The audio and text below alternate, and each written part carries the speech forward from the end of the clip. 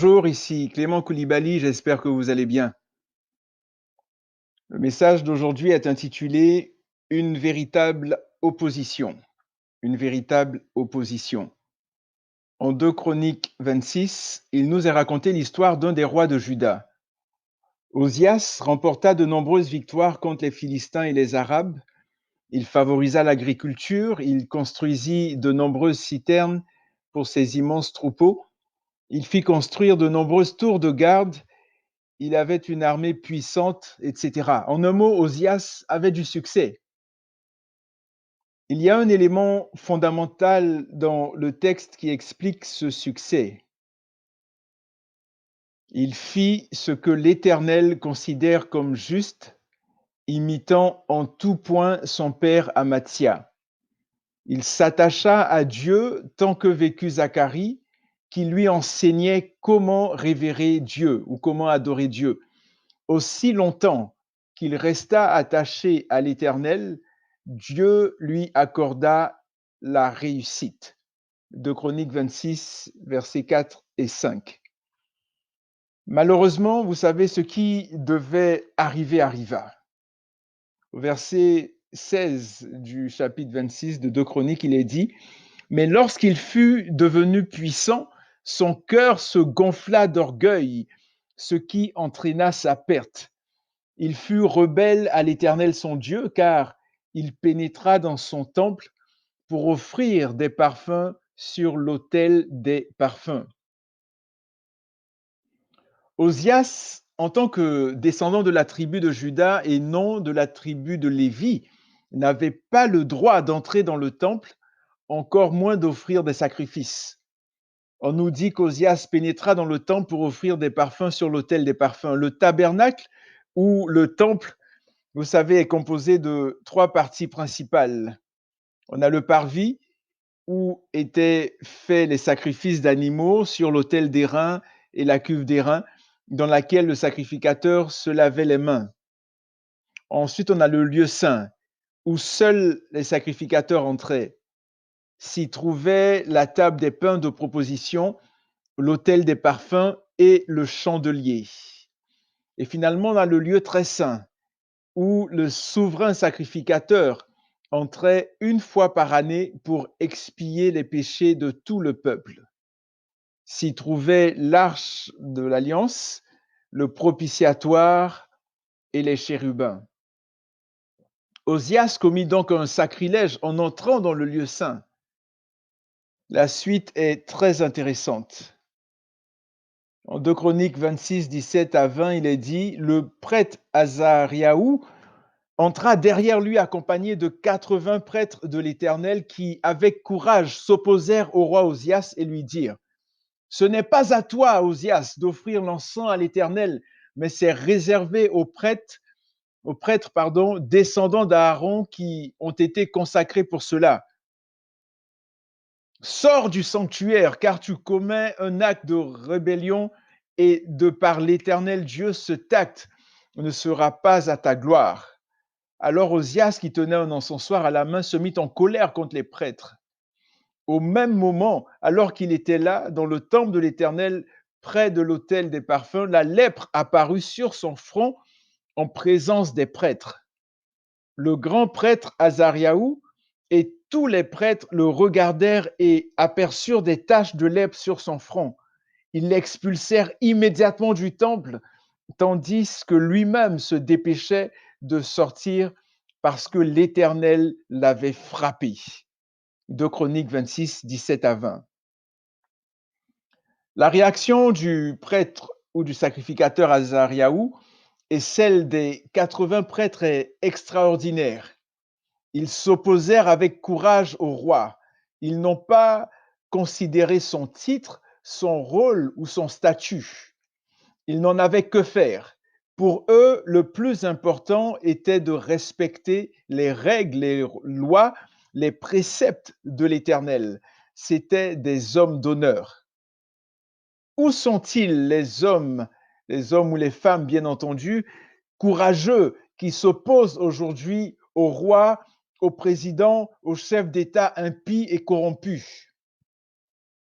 Où sont-elles ces personnes qui s'opposent à des lois qui encouragent ou promeuvent l'avortement, l'euthanasie et même la pédophilie?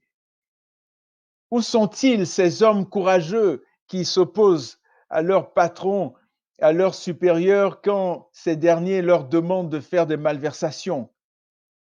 Où sont-elles ces femmes courageuses qui refusent les avances d'hommes pervers, débauchés, immoraux, vicieux et qui les dénoncent sans aucune crainte au risque de perdre des postes ou d'être mal considérés dans la société?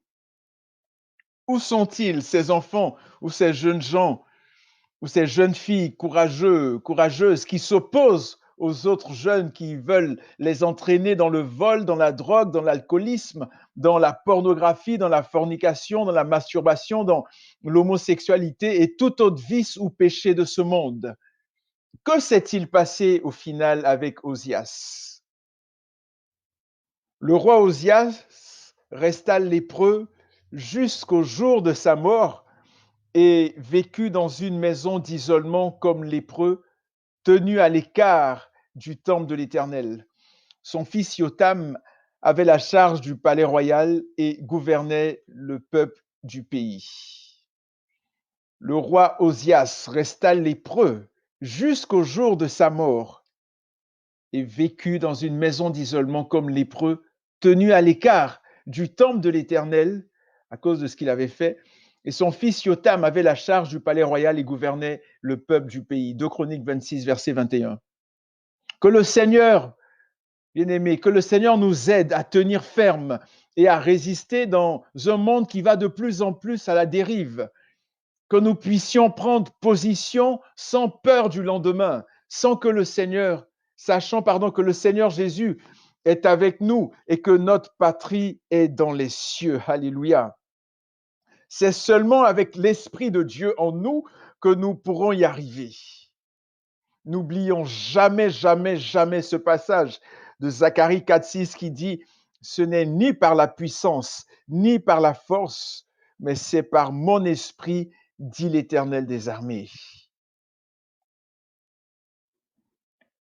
À ce passage de l'apôtre Paul en Philippiens 3, 20 à 21 qui dit « Mais pour nous, notre patrie est dans les mondes célestes, notre patrie est dans les cieux. Nous sommes citoyens du royaume des cieux. De là viendra pour nous sauver le Seigneur Jésus-Christ. Nous l'attendons de toutes les fibres de notre être. À son retour, il transfigurera le corps misérable que nous possédons actuellement dans notre humble condition pour le conformer à son corps resplendissant de gloire. Il en a le pouvoir car il a la puissance de soumettre l'univers entier à son autorité. Philippiens 3, 20, 21, la version parole vivante. Il faut que je relise ce passage. Mais pour nous, notre patrie est dans les mondes célestes.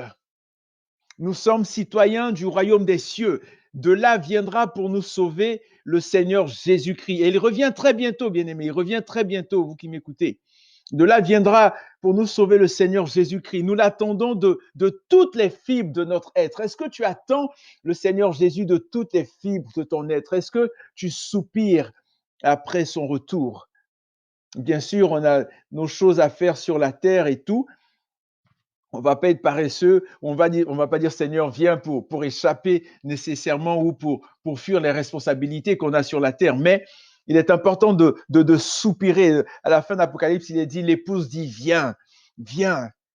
Est-ce qu'il nous arrive de dire, Seigneur Jésus, viens, que ton règne vienne, viens, règne dans nos vies, règne dans nos foyers, règne dans la vie de nos enfants. Viens, viens, viens, Seigneur. Est-ce qu'on soupire après la présence du Saint-Esprit? La suite du passage dit à son retour, voici ce qui va se passer. À son retour, il n'y a rien qui est caché. À son retour, il transfigurera le corps misérable que nous possédons actuellement dans notre humble condition pour le conformer à son corps resplendissant de gloire. Il en a le pouvoir. Jésus-Christ a le pouvoir. Il en a le pouvoir car il a la puissance de soumettre l'univers entier à son autorité. Alors cherchons à développer de plus en plus notre intimité avec le Saint-Esprit. Recherchons cela de tout notre être. Cherchons à développer. Parlons-lui tous les jours. Parlons au Saint-Esprit. Confions-lui tout. Saint-Esprit, qu'est-ce que tu penses de ceci? Saint-Esprit, qu'est-ce que tu dis de cela? Merveilleux Saint-Esprit, je t'aime, je t'adore. Aimons le Seigneur Jésus de tout notre cœur. Que Dieu vous bénisse. Amen.